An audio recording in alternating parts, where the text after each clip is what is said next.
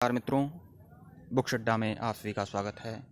लेखक का संक्षिप्त परिचय आप लोग को बता दें, यह पुस्तक आप लोग देख रहे हैं, यह पुस्तक मोहम्मद के नाम से है और वसीम रिजवी साहब ने लिखा हुआ है। मोहम्मद के नाम से यह पुस्तक है।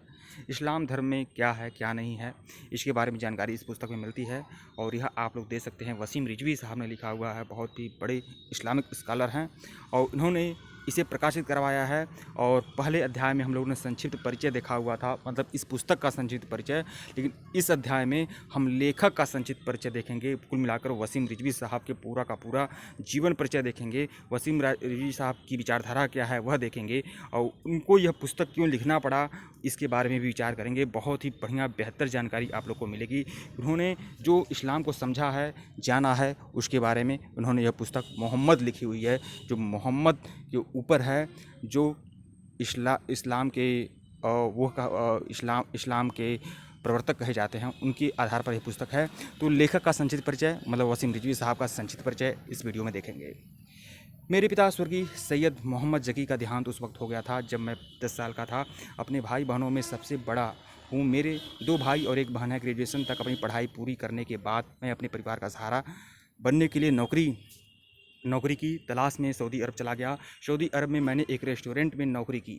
वहाँ हमें एक एजेंट द्वारा धोखे से भेजा गया था, यह बताकर कि जहाँ मैं नौकरी करने जा रहा हूँ वो 5 स्टार होटल है। लेकिन घरेलू हालात देखकर मैंने रेस्टोरेंट में ही काम करना सही समझा। लेकिन जब 1 महीना गुजर गया और जब हमको वेतन मिला तो वेतन बताया गया था उसका आधा था। मैं उस वेतन को लेकर रेस्टोरेंट के मालिक के पास गया। वह एक मुल्ला था। हमने उसको अपने साथ हुए धोखे के बारे में बताया, लेकिन उसको हम पर तरस नहीं आया। तो हमने उसके रेस्टोरेंट में काम करने से मना कर दिया। तो सज़ा के तौर पर उसने हमें एक रेगिस्तान में, एक खंडहर में रख दिया, यह कहकर कि जब तुम्हारा टिकट हो जाएगा तो हम तुम्हें हिंदुस्तान वापस भेज देंगे। वह रेगिस्तान की तन्हाइयाँ और पूरे रेगिस्तान में एक अकेला मैं, जो बगैर रोशनी के एक टूटे हुए कमरे में, जहाँ रेस्टोरेंट के मालिक का गोदाम था, रह रहा था। पानी लेने के लिए रेगिस्तान की रेतीली ज़मीन पर 4 घंटे तक चलने के बाद सड़क मिलती थी, जहाँ एक छोटी सी दुकान थी और उस दुकान में मैं खाने के लिए तेल, नमक, अंडा और अरबी रोटी, पीने के लिए पानी लेकर आता था। मैंने 13 दिन तक सुबह शाम रात अरबी रोटी और अंडे तलकर खाए, लेकिन हम इस बात पर तैयार नहीं थे कि हम इतनी कम तनख्वाह में उस रेस्टोरेंट में काम करें। एक दिन ऐसा हुआ कि रेस्टोरेंट का मुख्य बावर्ची भाग गया। जब रेस्टोरेंट का मालिक 13 दिन बाद मेरे पास आया और मुझसे कहा कि तुम जो वेतन मांग रहे हो हम उसको देने को तैयार हैं, मेरी मदद करो और मेरा रेस्टोरेंट संभाल लो। हमने उससे कहा कि यह मेरी जिद है कि हम तुम्हारे रेस्टोरेंट में काम नहीं करेंगे, लेकिन तुम्हारी मदद के लिए हम तुम्हारा रेस्टोरेंट संभाल लेंगे। मैंने उस रेस्टोरेंट में 6 महीने तक काम किया और वापस हिंदुस्तान चला आया। हिंदुस्तान आकर मैं नगीनों की ट्रेडिंग का काम करने लगा और फिर लखनऊ के कश्मीरी मोहल्ला वार्ड से पार्षद हो गया। 2 बार पार्षद रहने के बाद मैं उत्तर प्रदेश सिया सेंट्रल वक्फ बोर्ड का मेंबर हुआ और मेंबर होने के बाद मैं 4 बार उत्तर प्रदेश सिया सेंट्रल वक्फ बोर्ड में अध्यक्ष के पद पर चुना गया। मेरे द्वारा हमेशा से अपने सिद्धांतों के अनुसार चलने की आदत थी। मुसलमानों के दूसरे धर्म के लोगों से कट्टरता मुझे कभी अच्छी नहीं लगती थी।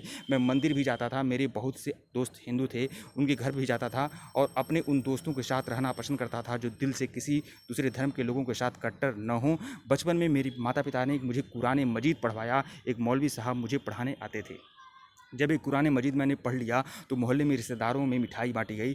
मैंने कुरान मजीद ख़त्म कर दिया, लेकिन उस वक्त मैंने सिर्फ कुरान मजीद पढ़ा था अरबी भाषा में, उसका मतलब नहीं समझा था। लेकिन कुछ महीने पहले जब मैंने कुरान मजीद के मतलब को समझना शुरू किया तो समझ में आया कि दुनिया में जो आतंकवाद फैला हुआ है वह शायद इसी किताब की देन है, क्योंकि इसमें से जो कुछ लिखा है वह दुनिया के हर मनुष्य के लिए अच्छा नहीं है। सिर्फ जो इस्लाम को माने, अल्लाह रसूल को माने और उनके लिए निर्देशों को कट्टरता से पालन करे, वही सही मुसलमान है।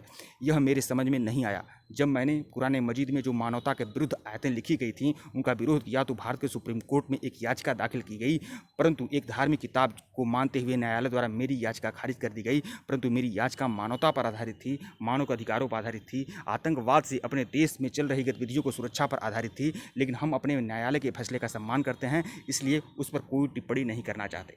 मैंने कुरान मजीद को समझने के बाद कुरान मजीद को उस दुनिया में लाने वाले मोहम्मद की ज़िंदगी को समझने की कोशिश की। अनेक किताबों को को पढ़ा तब मुझे लगा कि कुरान मजीद अल्लाह की किताब नहीं है, यह तो मोहम्मद नाम के मानसिक तौर पर बीमार व्यक्ति द्वारा कल्पना के अनुसार अपने वर्चस्व को अरब में कायम करने के लिए, लूटपाट करने के लिए और पुरुषों द्वारा महिलाओं का यौन शोषण करने के लिए, अपनी हवस का शिकार करने के लिए लिखी गई थी। एक जहरीली किताब है। जो मुसलमान इसको पढ़कर कट्टरपंथी मानसिकता की तरफ बढ़ रहे हैं, इसी कारण पूरे विश्व में मुसलमानों द्वारा अशांति फैलाई जा रही है। मैंने यह फैसला किया कि अब मैं अपने जीवन का इस बात के लिए समर्पित करूंगा कि मैं अकेला ही नहीं लेकिन पूरी दुनिया को इस्लाम, पैगंबर मोहम्मद और मोहम्मद के द्वारा बनाए गए कुरान मजीद और उनके साथी खलीफाओं की असलियत से रूबरू करूंगा, जिसकी वजह से पूरी दुनिया का हर आम व्यक्ति खतरे में फंस गया है। मुझे लगता है कि डर की असलियत को छुपाकर जीने से बेहतर मरना होगा। और इस तरह से इन्होंने यह किताब लिखी थी, मोहम्मद, वसीम रिजवी साहब ने।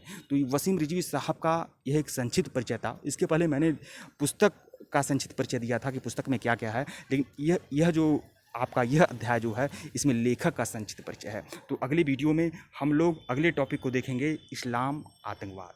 तो ठीक है मित्रों, वीडियो को लाइक और चैनल को सब्सक्राइब करिएगा। धन्यवाद आप लोग को। इस तरह से पूरी बुक मोहम्मद को कंप्लीट कराऊंगा और जिनको पूरा बुक इसी तरह से एक एक करके देखना है, मैं प्लेलिस्ट बना दूंगा मोहम्मद और वसीम रिजवी साहब, तो वहाँ से आप लोग प्लेलिस्ट में एक एक करके एक एक अध्याय को देख लेंगे। ठीक है मित्रों, वीडियो को लाइक और चैनल को सब्सक्राइब करिएगा। धन्यवाद।